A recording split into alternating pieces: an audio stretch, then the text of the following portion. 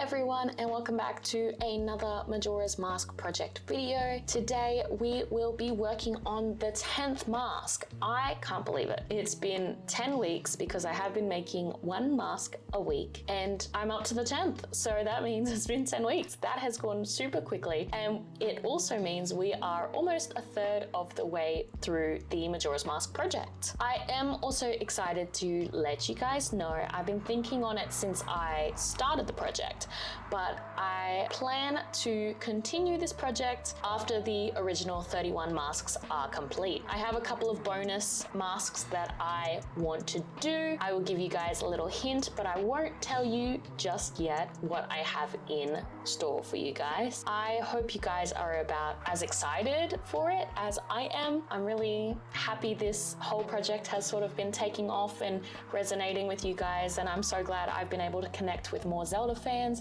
So thank you all so much for all of the support. Speaking of support, not to mention your comments are popping off and recommendations are coming through every single video. So I would like to announce that the 10th mask of the series that we will be working on is the captain's hat. Now, the captain's hat is a bit of a weird one. You basically, to obtain the captain's hat in Majora's Mask, you race a giant Stalfos called Captain Kita in the Ikana graveyard. This mask, once obtained, gives you the opportunity to speak with other warriors and Hyrule soldiers that died and seem like they are still on duty and guarding the royal family's treasure even in death. It is a bit of a creepy one, but it wouldn't be Majora's Mask without creepy, so I'm super excited to make this one.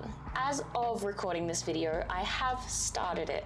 I am a little stuck at the moment, but I will explain what I've done already. I've basically cut out 2 Amazon mask bases to make the 2 skulls of the mask. One is on the very front, which Link wears, and the other one is actually on top of the hat towards the back. They have some teeth protruding out of them, so all I have done so far is cut out those masks, cut out and added the teeth to them and covered them in foam clay.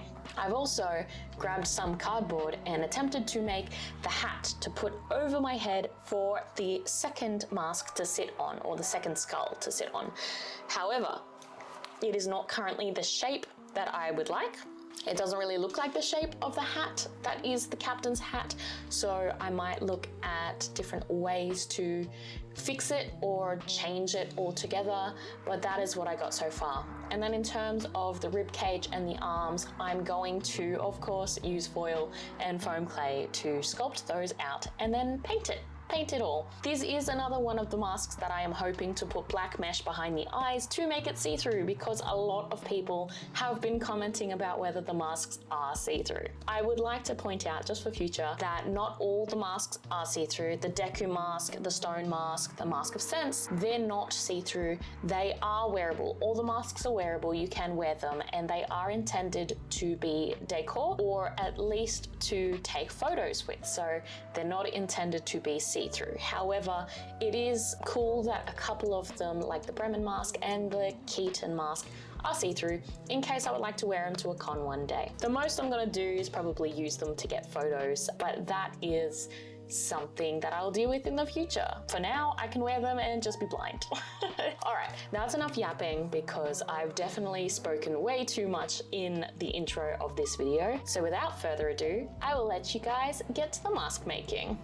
Like I said, the first thing that I did was grab the 2 Amazon mask bases and start to cut out the shape that I need. That involved cutting around the eyes to make them a little bit wider, cutting off the noses, and for one mask, making it a lot shorter by trimming the edges, but mostly on the top and the bottom. For the second mask, it's a lot longer as it sits on top of the hat, and it has an extra nose. So I cut out the eyes, cut out the nose, and then cut an extra nose into the forehead. And this is what they sort of look like. Because I needed it to have a flat base, I grabbed some masking tape and started to cover the ridges of the mouth. I needed the mouth section for length, so I didn't cut it off, so this was the next best thing in making it flatter. Once I was happy with the state of the masking tape, it was time to go through and add some teeth.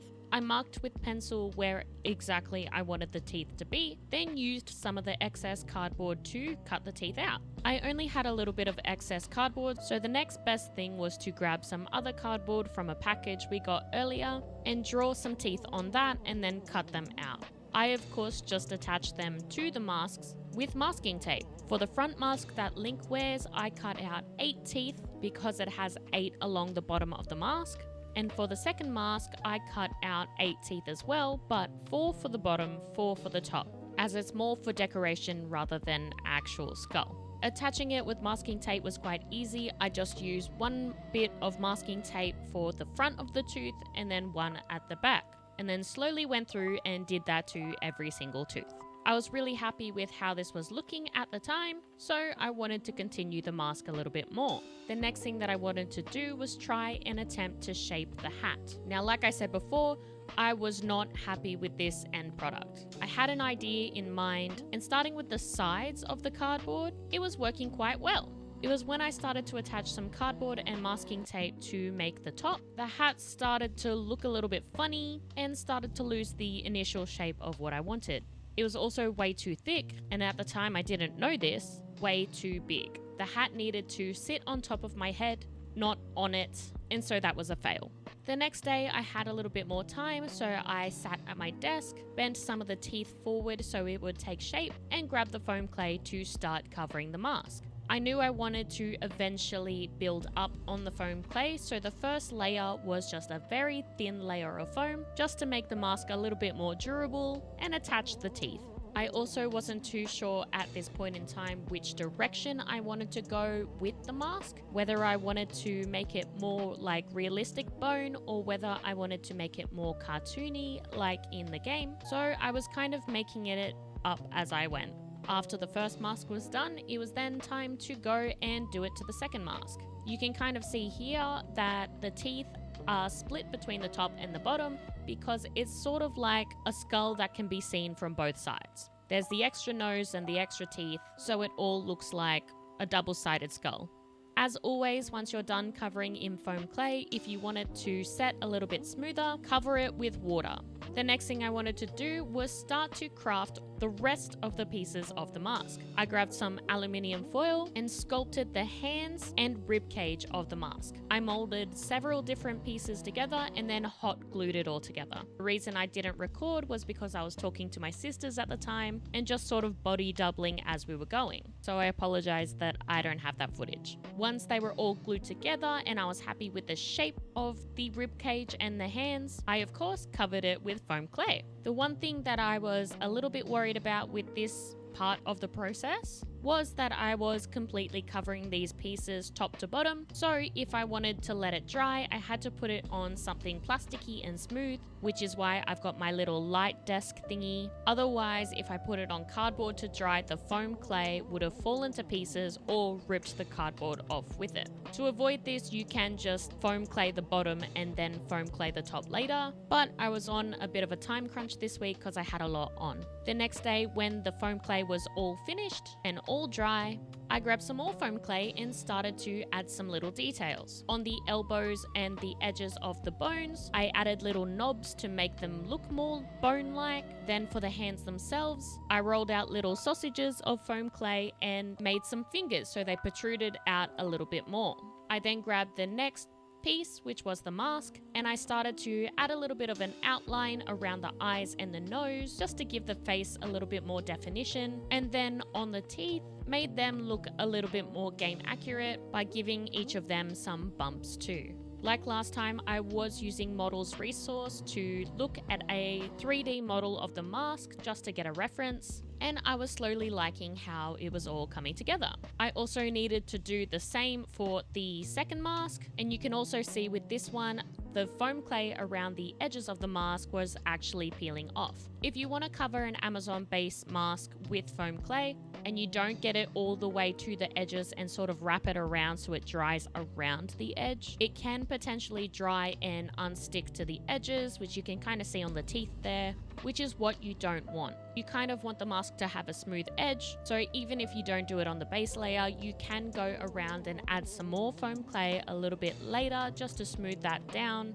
and make sure everything is attached. I also did a little pull-off method where I added clay around the edges, then pulled it off to make it sealed but also look a little banged up around the edges. And this is what the two masks look like. Now it was time for me to attempt the hat again. You guys know I wasn't happy with the hat to begin with, and I failed at using cardboard, so my next solution was to just use some 2mm foam. I did have to alter this multiple times as I was going, but the idea was to kind of make like a little hut sort of situation. The foam has 4 sides around the edges and then a little roof on the top. It is very badly put together by some hot glue, but I wasn't too worried because I was going to be covering it. I of course went over covering it with some masking tape to begin with. Masking tape has sort of become a little bit of a savior with these projects because if hot glue doesn't work or I need a bit of a smoother surface, the masking tape has become something I can rely on, which is kind of ironic. I made sure to completely cover this and make sure that it was absolutely as smooth as I could possibly get it, going all the way down to the edges because I wanted it to look like a hat. Now remember, this piece needs to sit on top of your head, not on your head. It does not go around your forehead, it is placed on top. I learned that the hard way as I was sculpting it and realized that it sits on top of Link's head like halfway through, so I had to trim it down a lot. The next thing that I wanted to do was cover it in paper mache. This isn't the paper mache that I used for the Deku mask, this is just a normal paper mache, 2 parts water to 1 part glue and a bunch of printer paper. I would use newspaper if I had it, but I don't. Newspaper is a little bit more thinner, so it can kind of ease and blend together a lot better, but this paper just had to do the job. And I was pretty happy with it when it was completely covered. The very next day, when the hat was dry, it was time to sketch on the design of the hat and paint it. I didn't include the footage of the sketching because once again I was on the phone with my sisters, but this is me painting it. For this you will need white, yellow, red, brown and green. And yes, you can see that I used little letters to make sure that I painted the right colors everywhere, and I did freehand all of this. You can probably make it a lot easier by using masking tape to cover where it needs to be painted or use a ruler for straighter lines, but I also thought that this hat will be covered with the masks and other bits of foam, so I wasn't too worried about the details. In saying that, once I had finished painting it, I realized I wasn't really happy with the lines, so I grabbed my watermarkers and just did like a little outline for each of the colors. It was very time consuming, but I was happy with the final result. The next thing that I wanted to do was actually paint the masks. I created a bone white, which was a mix of white, the tiniest little bit of yellow, and the tiniest little bit of brown. I didn't want it too dark, as I know I would darken it with makeup and stuff later, but I wanted it to be an off-white and be a little bit darker than the base foam clay color. Because they're old bones, you don't want the old bones to look new. I let them dry for a little bit, and then the next thing I wanted to do was grab both skull masks and add the black mesh behind the eyes and the nose. You guys really want these to be see-through, and I'm gonna do it to the ones that absolutely can be see-through, but not all of them. I used hot glue to add the mesh behind the eyes, and then I started to work on the details. This included using some makeup on the teeth, some black and red, and then also using some markers on the top of the teeth. They kind of needed to look some bloody, grimy, that kind of look. I then grabbed some yellow and red paint and started to paint the mesh that's behind the eyes. This is only for the front skull, not the back skull, or the top skull, I guess. The one that Link sees through. It has red and yellow eyes on the front. The next thing that I did was grab some more black eyeshadow. I'm just using an old palette, and went around and dusted between the teeth to make it look like they were protruding a little bit and also contour the face a little bit. I then did it for each of the pieces, including the ribcage spine thing, just dusting some black around the sides to add a little bit of dimension, and then it was time to grab the second skull mask and add in the mesh there. If you're not happy with the coloring or the shading of the mesh, you can double it over and do a second layer. I just attach with hot glue, so it just includes more hot glue, but I wasn't too worried about making it too dark behind the eyes and the noses, so I only did one layer of mesh. As you can see, I'm doing exactly like I did with the first mask, going through with some makeup for the details and the markers for the teeth, just making everything look a little bit more grimy and a little more bone-like. It does have more of a realistic quality rather than a cartoony quality, but I was actually really excited with how this was looking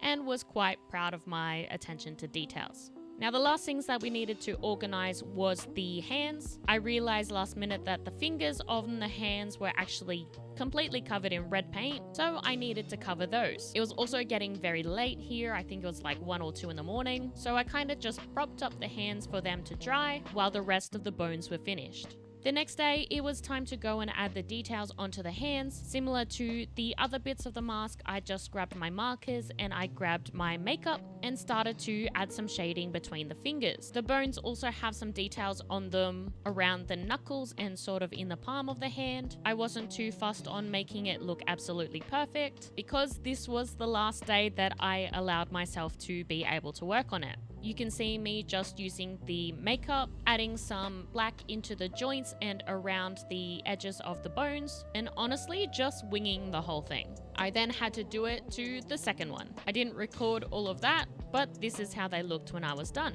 Now that I had all of the pieces completely painted and completely covered in all the necessary details, it was time for me to start assembling it. I had a couple of ideas, including trying some double-sided tape, which didn't really work, some hot glue, which worked a little bit, and lastly, I ran to Bunnings and I quickly picked up some wire and just started to use that. My fear for this mask was the arms especially being too heavy to be held with hot glue, and that was exactly the case, which is why the wire came in clutch. As you can see, for the front bit of the mask, I just attached 2 loops of wire from the top of the skull to the hat. I also included the elastic on the back of that skull so you can kind of hold it on your head and it doesn't just dangle from the hat. I then used hot glue and double-sided tape to add on the ribcage onto the top of the mask, which did sit and set exactly how I wanted it. However, this mask doesn't sit flat. It has too many components, so when I placed it down,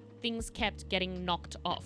I did get a little frustrated here, but I enlisted Alk to help me put everything together, and we did end up attaching the arms too. The way I attached the arms was getting 1 bit of wire, sticking it in one arm, running it through the front of the hat and sticking it into the other arm. We then glued the sides of the arms to the ribcage and to the base of the hat, and it worked out.